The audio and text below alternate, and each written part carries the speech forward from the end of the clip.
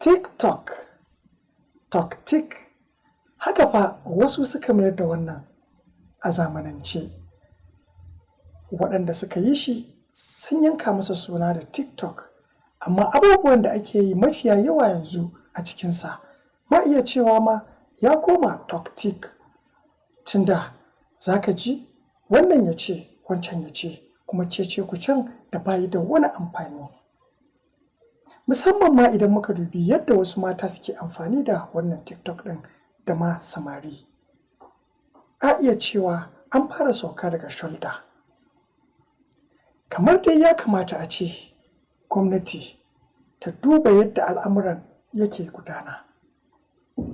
Ko da yake wasu daga cikin malamai sun fara shiga cikin wannan al'amari, su ma suna yaɗa da'awarsu a cikin TikTok ɗin, wanda a iya cewa wannan ya zo daidai kuma abin